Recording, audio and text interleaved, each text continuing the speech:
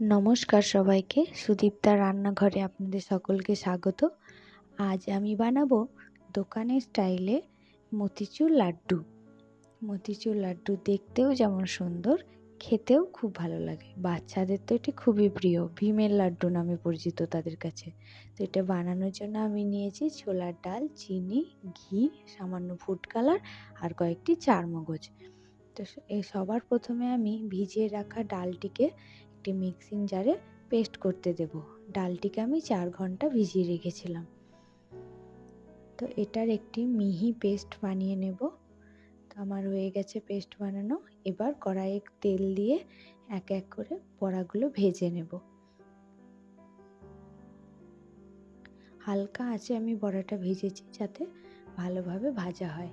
তো বড়াটা আমার ভাজা হয়ে গেছে। এবার বড়াটা তুলে নিয়ে ঠান্ডা করতে দেব। ঠান্ডা করে টুকরো টুকরো করে ভেঙে মিক্সিতে একটু গুঁড়ো করে নেব। এবার কড়াইয়ের মধ্যে দিয়ে দেব 2 চামচ ঘি। ঘিটা গরম হলে তার মধ্যে আমি এই বড়ার গুঁড়ো যেটা বানিয়েছিলাম সেটা দিয়ে একটু ভালো করে নাড়াচাড়া করে নেব। এটা নাড়াচাড়া হয়ে গেলে আমি এবার রসটা তৈরি করব।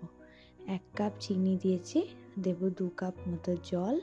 এবার এটাকে ভালো মতো নাড়িয়ে দেব। চিনিটাকে জলের সাথে মিশে যেতে দেব। আর দিলাম একটা ছোট্ট এলাচ, এতে সুগন্ধটা ভালো হবে। তো এটা হয়ে গেছে। এবার এর মধ্যে দিলাম সামান্য ফুড কালার। এবার এটা ভালোভাবে মিশে গেলে এর মধ্যে আমি যে বড়াটা গুঁড়ো করেছিলাম সেটা দিয়ে ভালোভাবে মিশিয়ে নেব।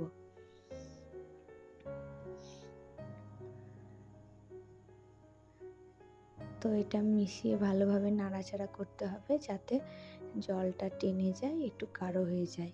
তো এখানে এটা প্রায় হয়ে গেছে। এবার এটাকে নামিয়ে নেব। এবার নামিয়ে আমি হাতে সামান্য পরিমাণ ঘি লাগিয়ে গোল গোল করে লাড্ডুর আকারে পাকিয়ে নেব।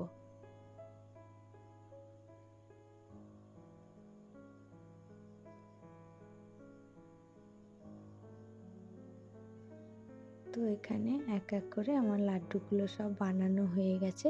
দেখুন দেখতে কত সুন্দর হয়েছে, খেতেও ভালো হয়েছে। ভিডিওটি দেখার জন্য ধন্যবাদ।